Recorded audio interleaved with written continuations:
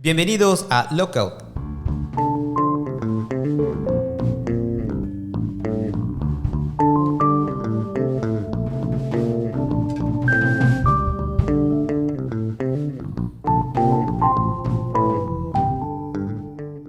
Una producción de Uno Consulting en el espacio indicado para conocer lo más relevante del sector inmobiliario. Y estamos, como ya es costumbre, con nuestro anfitrión Cristian Canto Villanueva, y en esta ocasión nos acompaña en invitado especial el arquitecto Jorge Duarte Torre, quien es socio fundador y director ejecutivo de Arkham Projects, quien además es toda una plataforma para la co-creación y transformación de sueños a través de la arquitectura, y a quien le agradecemos el favor y el gusto de la compañía.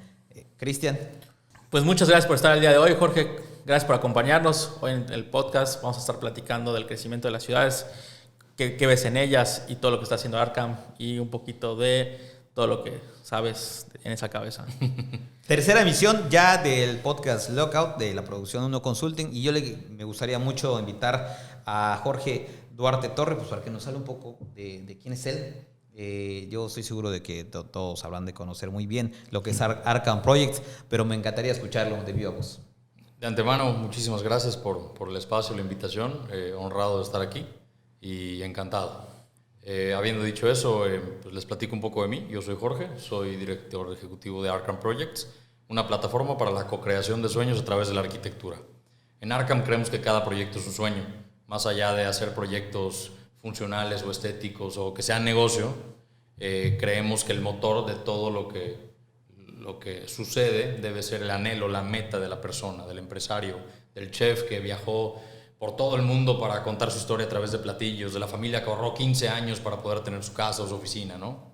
Entender que eso debe ser el centro de todo lo que hacemos y volverlo el motor de todas nuestras acciones es lo que nos da la oportunidad de hacer cosas extraordinarias.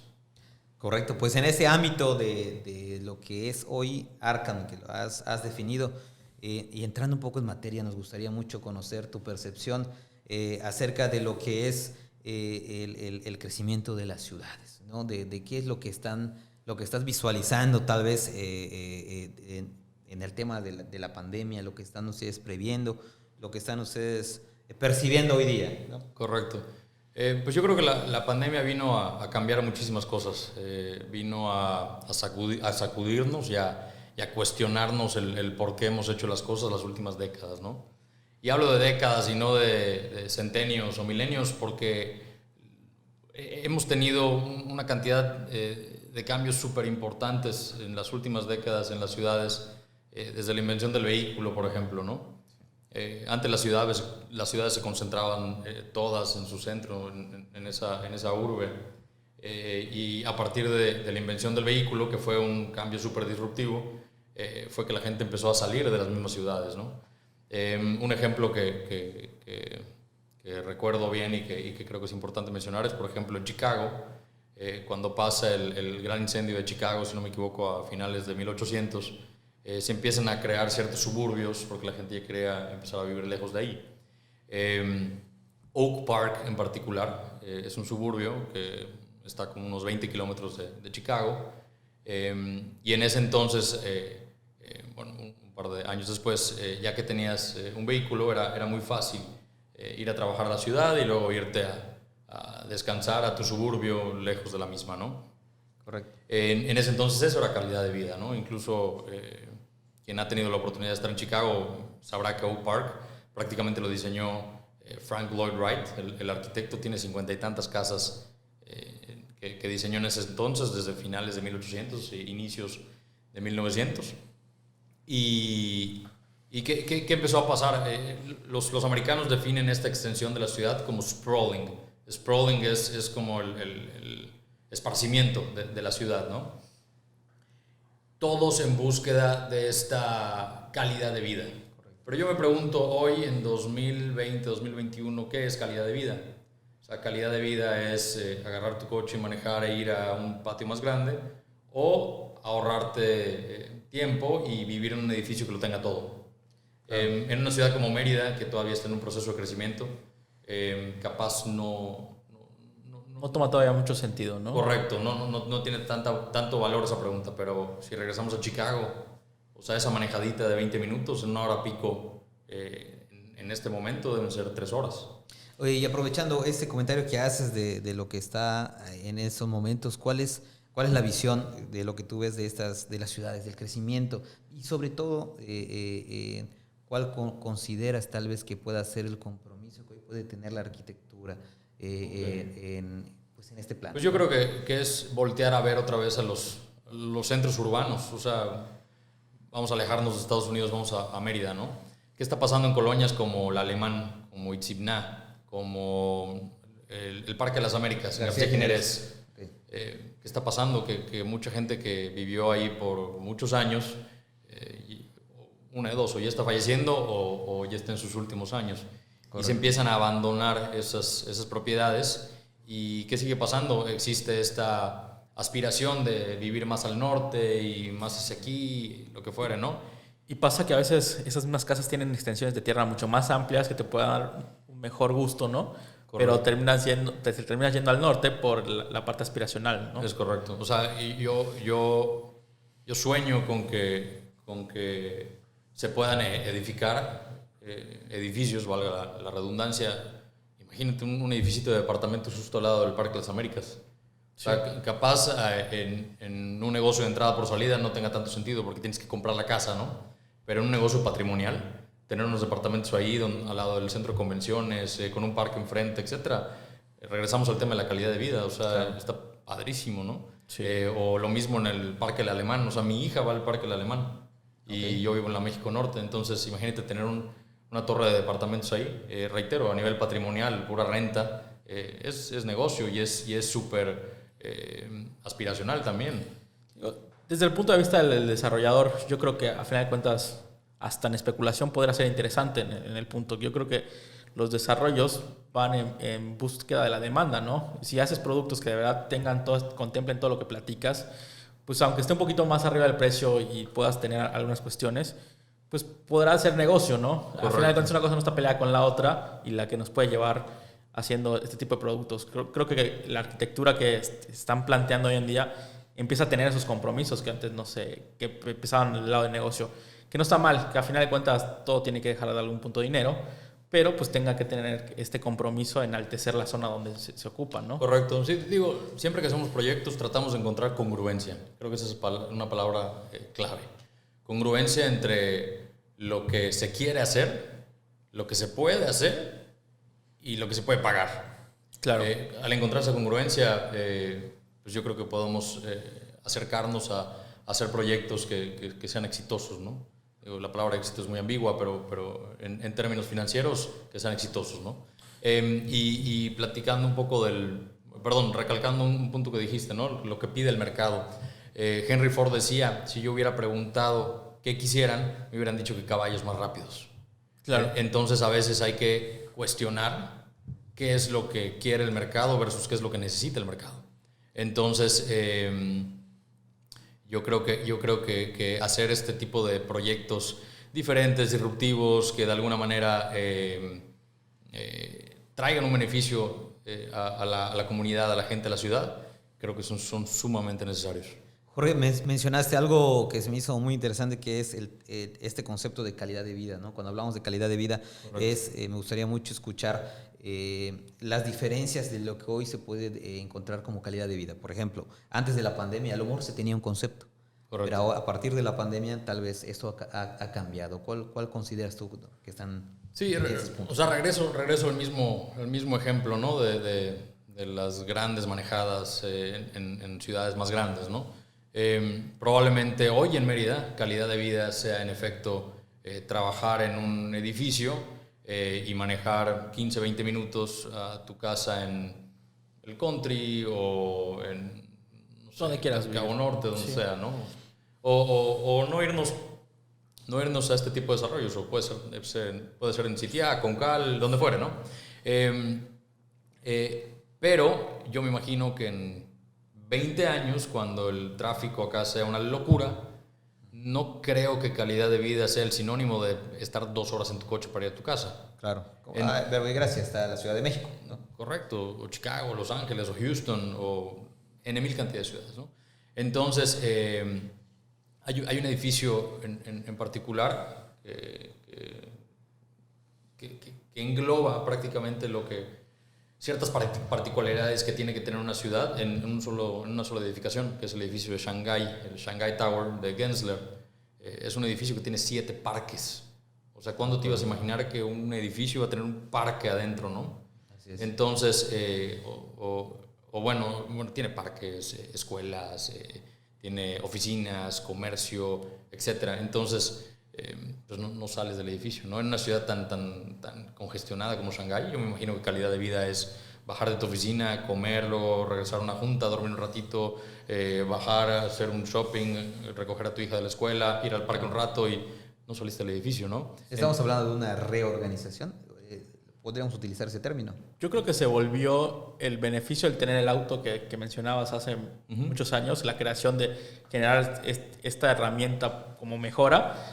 Hoy ya esa herramienta no es tanto positiva, sino que empieza a ser negativa para el tema de diseño de ciudades, ¿no? Es que creo que el tema es que lamentablemente como seres humanos imperfectos que somos, diseñamos basados en el miedo, basados en ciertos sentimientos irracionales que no nos hacen darnos cuenta del impacto que va a tener en muchísimos años, ¿no?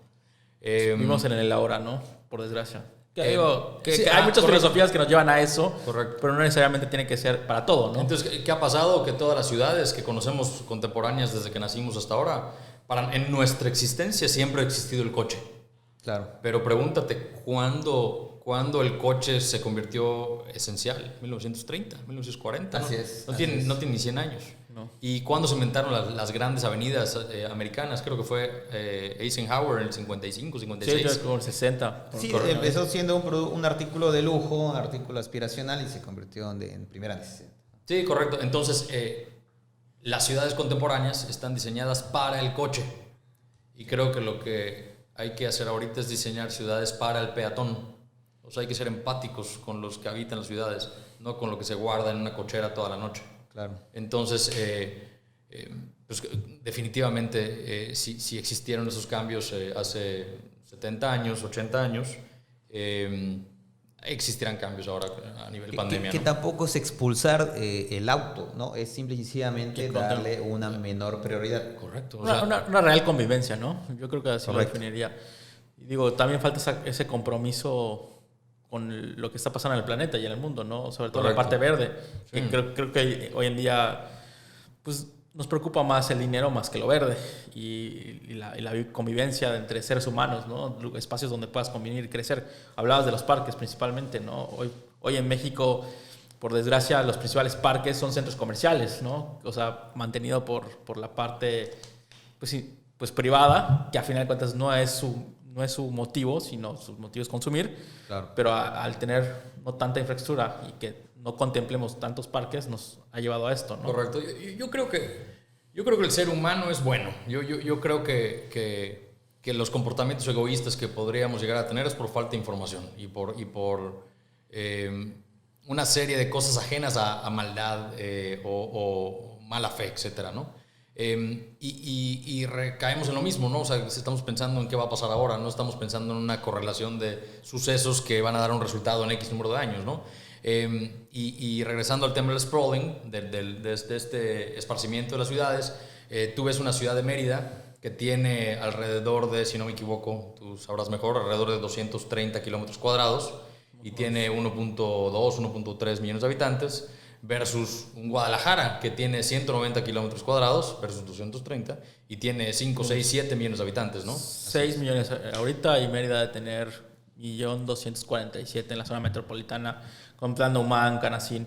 Digo, los que no son de Mérida y no conocen, pues Mérida prácticamente es un círculo que está al central y lo rodean otros municipios que lo convierten en la zona metropolitana, que está desde la parte del oriente, que es Cauquel, hasta la parte prácticamente norte, pasando por Canacín y todas ellas, ¿no? Sí, lo que quiero decir es que Mérida tiene más extensión territorial con menos gente que Guadalajara.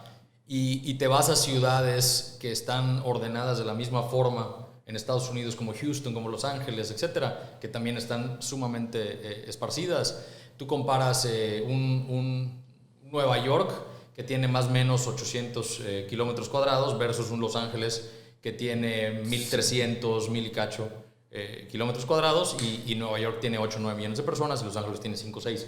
Entonces empieza a pasar lo mismo, ¿no? Y creo que, reitero, no creo que se deba a un tema de egoísmo, yo creo que se debe a un tema de que no se han analizado a fondo las cosas. Existen casos como Portland o Seattle, Portland, Oregon, en el 79, literal dijo, a ver niños, hasta aquí llegó la ciudad y ya está. Detroit, ¿no? Detroit, el abandono de prácticamente la ciudad, de una parte de la ciudad, ¿no? Sí, totalmente. Bueno, Detroit, que era el rey de la fabricación de los vehículos, y ahorita es súper insegura, pero bueno, supuestamente ya está regresando. Pero bueno, regresando al caso de Portland, lo que hizo fue delimitar la ciudad desde el 79 y ha crecido solo un 14% su mancha urbana en los últimos 40 y tantos años, y ha crecido su población 61%.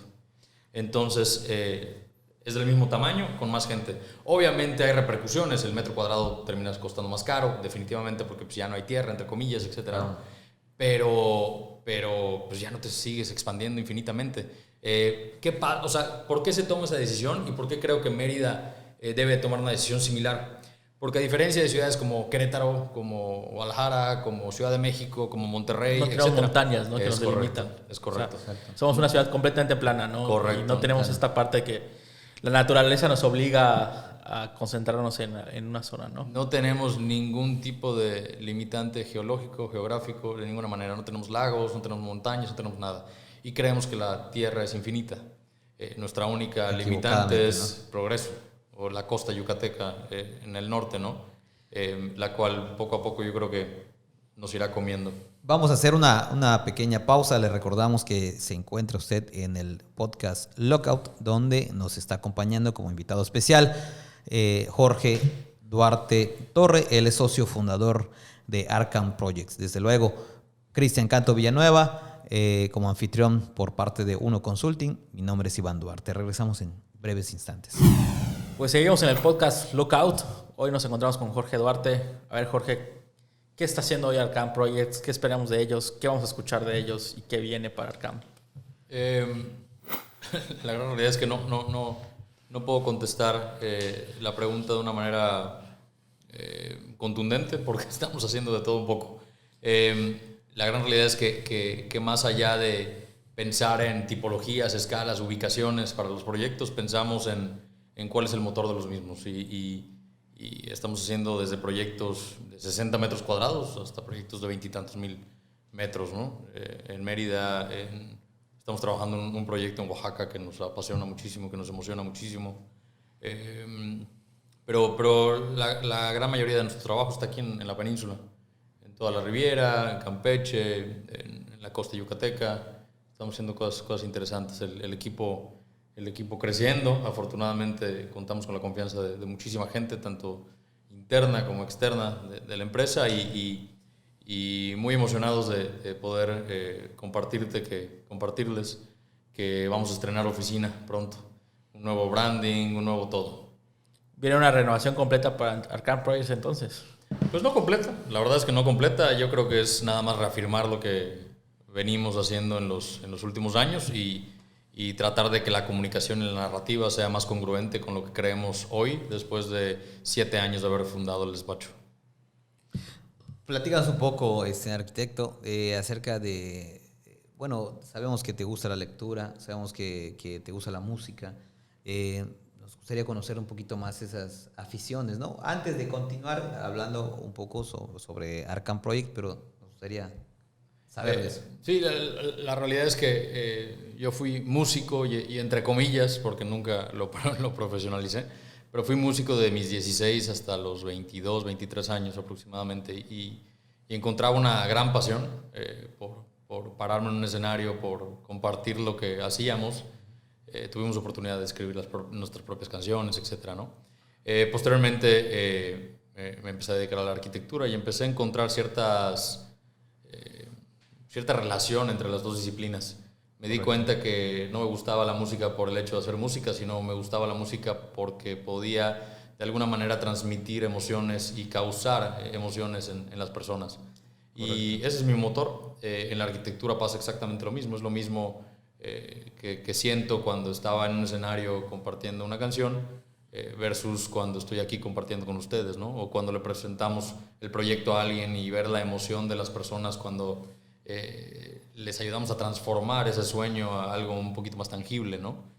Porque al final del día lo más importante de la arquitectura es el espacio construido, no el papel. Nosotros no vendemos renders, ni planos, ni maquetas. Claro.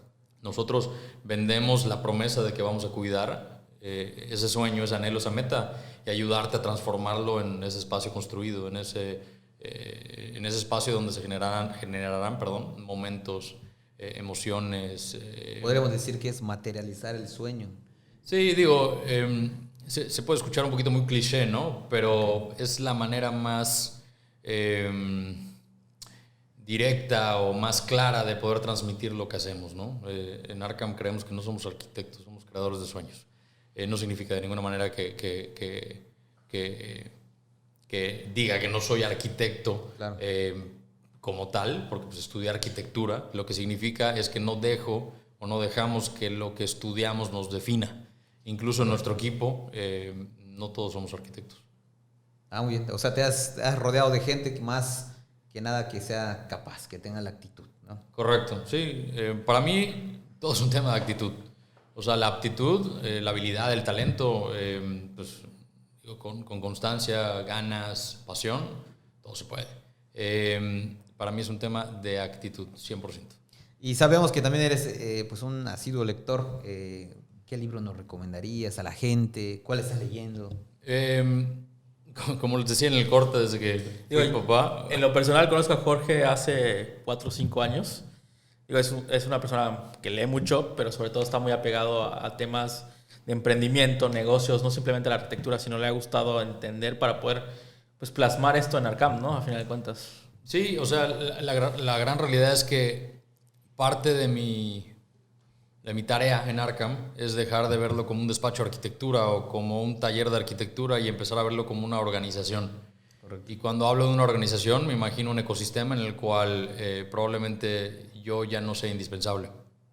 Estoy imaginándome una organización en la cual pueda funcionar sin sus fundadores. Un organismo ya, ¿no? Correcto, una autonomía propia, ¿no? Y no quiere decir que ya me quiero salir, ni mucho menos. Claro. Simplemente que estamos aspirando a una empresa que pueda vivir 300, 400 años y no pase nada, ¿no?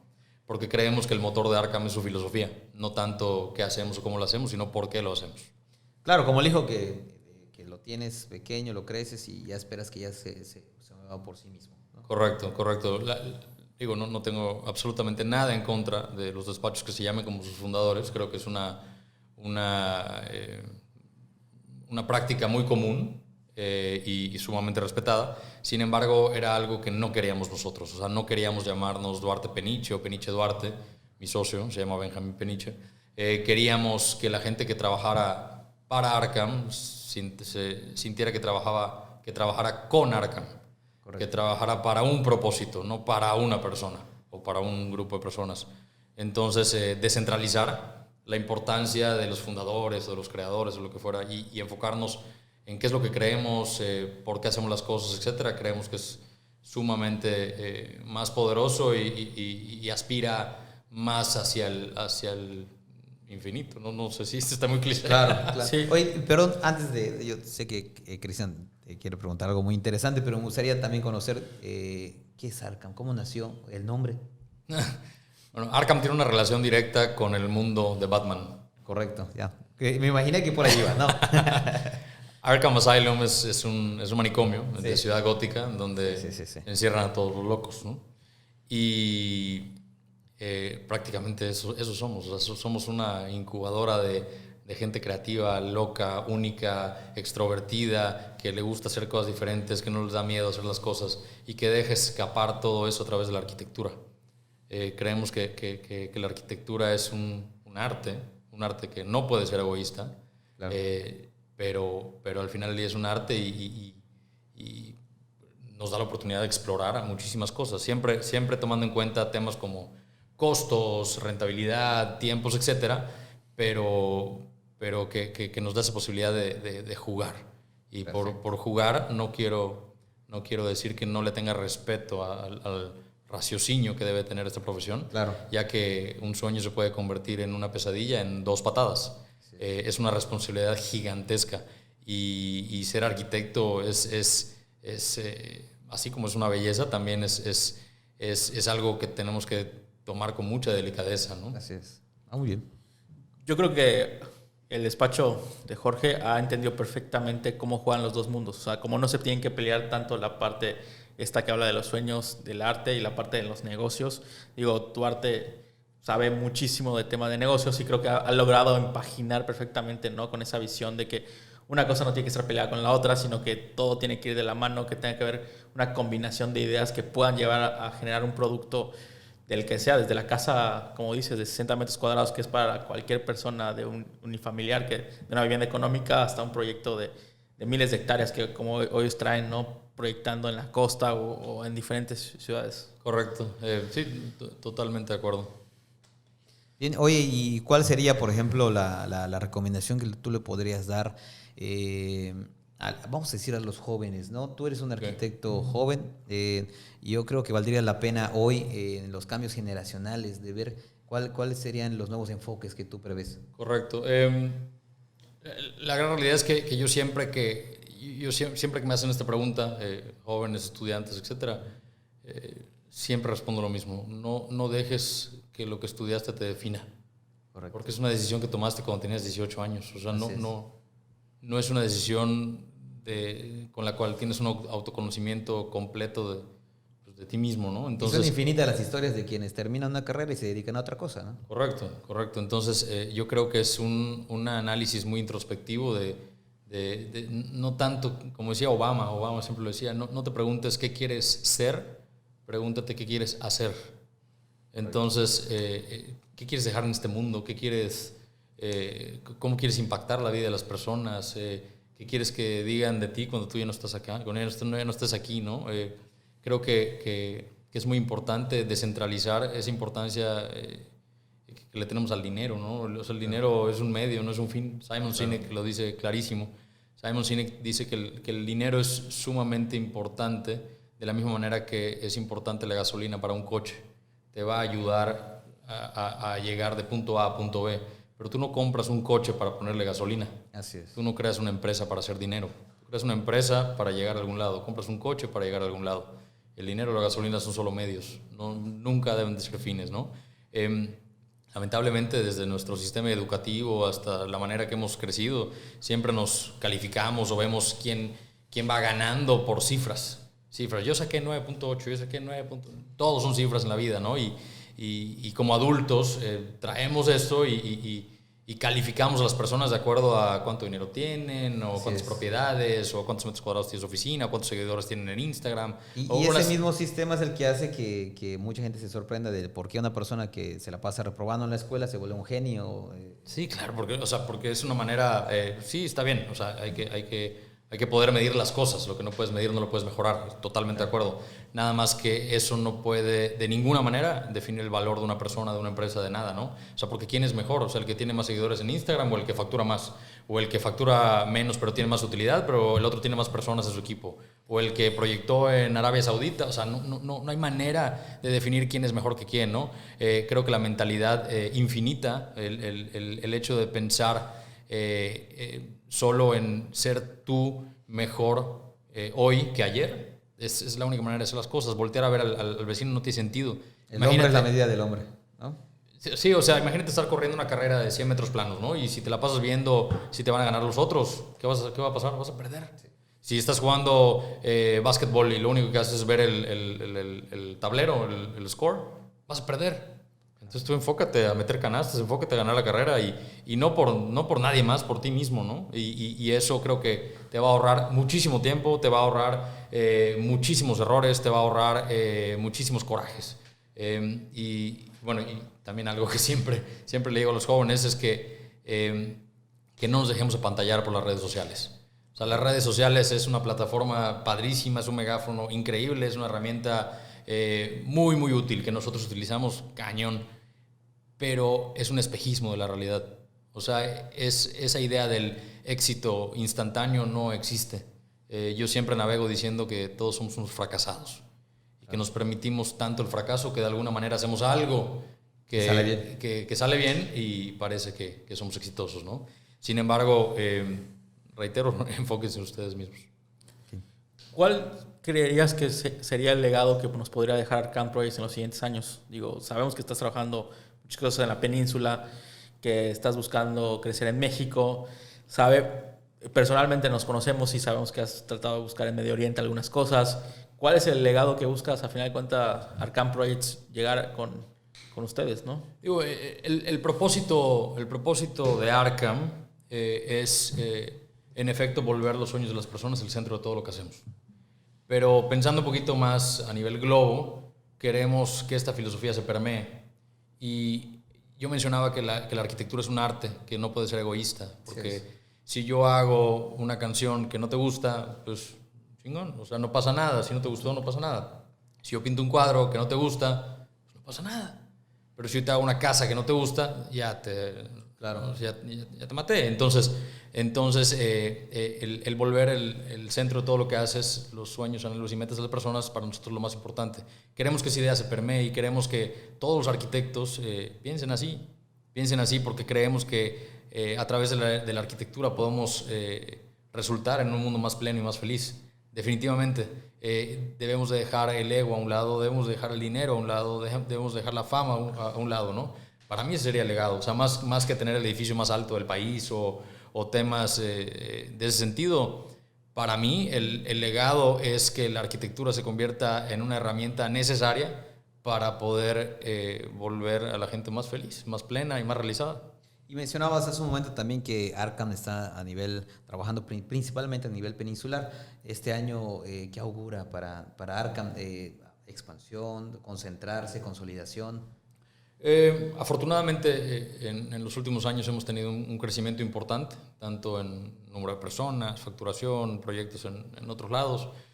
Tenemos la gran fortuna de contar con la confianza de muchísima gente y es algo que valoramos muy, muy cañón, ¿no? Ahora, como sabrás, estamos saliendo de pandemia, entonces claro. No hay cancha para jugar tanto, ¿no? Sin embargo, nos encantaría empezar a asociarnos con los desarrolladores. O sea, empezar a tener skin in the game, o sea, a correr riesgo con los desarrolladores, a estar abiertos a intercambios, estar abiertos a ciertas cosas que si bien no se salen mucho de nuestra cancha, nos van a permitir diversificar un poco, ¿no? Creo que es algo a lo cual aspiramos, porque al final del día, más allá del arte objeto, más allá del espacio construido, etcétera, lo que nosotros creemos es en relaciones honestas, sinceras, duraderas, transparentes con las personas. Y nosotros queremos hacer proyectos exitosos y queremos que la gente que confíe en nosotros sea exitosa. Claro. Y pues si de alguna manera correr ese riesgo con quien confía en nosotros es una manera de demostrar que estamos en esto, encantados. Yo, Jorge, Arcam tiene una filosofía de hacer muchas alianzas, pero tiene una filosofía muy clara de competencia. ¿Nos puedes platicar de ella? Sí, obviamente la competencia existe, pero yo me jacto de que no creo en la competencia. Creo que la competencia, como dije hace ratito, es tú y nadie más. Nadie más, el tú de ayer, el tú de mañana. Y nosotros hemos tenido la gran oportunidad de hacer alianzas con diversos arquitectos de diversas ciudades, de diversas generaciones, porque lo vemos como una oportunidad para aprender, para crecer, para seguir aprendiendo. O sea, el aprendizaje continuo, como dicen los japoneses, si no me equivoco, el Kaizen. El Kaizen es un mejoramiento continuo sí, día con día, ¿no? Es un poco eso, o sea, el tú de alguna manera ceder ese 50% de lo que ibas a facturar con tal de asociarte con alguien para poder crecer, aprender, etcétera, es una tarea que yo recomiendo ampliamente. La competencia es la cooperación de dos entes que públicamente son considerados competencia. Esto para llegar a un fin mejor ya sea en equipo, ya sea con el cliente, ya sea con con quien sea. Ya sé que ya nos pasamos los 30 minutos, no quiero dejar de contestar tu pregunta respecto a los libros. Los estaba pensando. El primero es la Biblia. Es cierto, como Peña Nieto. No, la realidad, ni te preocupes por el tiempo. No, un libro que recomiendo ampliamente, The Power of Moments, El Poder de los Momentos. Correcto. De dos hermanos que se llaman Dan y Chip Heath. Es un librazazazazazo que habla un poquito de todo lo que estoy diciendo, ¿no? Estos gallos dicen que para que una experiencia, un momento o algo sea épico, epic en inglés, tiene que tener elevation, pride, insight y connection. O sea, tiene que ser una experiencia que te eleve, tiene que haber orgullo, tiene que enseñarte algo y tiene que haber conexión humana. Entonces, de esa manera podemos lograr impactar a la vida de las personas de una manera completamente diferente. Ese libro lo recomiendo cañón. En el tema de cultura organizacional, de cómo saber, cómo confiar en tu equipo, cómo crear este ecosistema del cual hablaba, está un libro que se llama Delivering Happiness. Delivering Happiness de Tony Hsieh, quien lamentablemente acaba de fallecer, me enseñó muchísimo. Tony tenía prácticas que yo creo que siguen vivas. Correcto. Tenía prácticas en la empresa en las cuales, por ejemplo, te doy un ejemplo. Al momento de entrar y al poner tu huellita o tu clavecita, lo que fuera, te hacía una pregunta y te decía, por ejemplo, ¿cuándo es el cumpleaños de Iván o de Cristian? Okay. Y te daba 4 opciones. Si no te lo sabías, para poder entrar, tenías que acceder a ir a un café con Iván o a una pizza con Cristian o algo así. Y así lograba esa convivencia. Ah, mira qué interesante. Y no, es un librazazazo. Y el último que recomiendo, que fue uno de los primeros que impactó la filosofía de Arkham cañón, es Start with Why, o Empieza con Por qué, de Simon Sinek. Correcto. Ese libro... yo creo que es de los autores más importantes en esta etapa moderna, ¿no? Sí, es algo que yo debatía una vez con una persona que es dueño de una empresa de branding, que decía que todo esto es una tendencia, pero la realidad es que no es una tendencia. Yo creo que la realidad es que somos seres emocionales tratando de vivir una experiencia racional y no estamos siendo sinceros con nuestra misma naturaleza. Yo creo que hemos generado una etapa de seres humanos más conscientes, ¿no? Que esto nos lleva a tener este tipo de lecturas que antes no lo pensábamos, ¿no? O sea, ¿quién iba a pensar de que ibas a estar leyendo y todo el planeta está leyendo Osho cuando decían este brother que se fumaba, ¿no? Cuando la realidad es que ya hay una introspección como ser humano y estás generando seres humanos conscientes.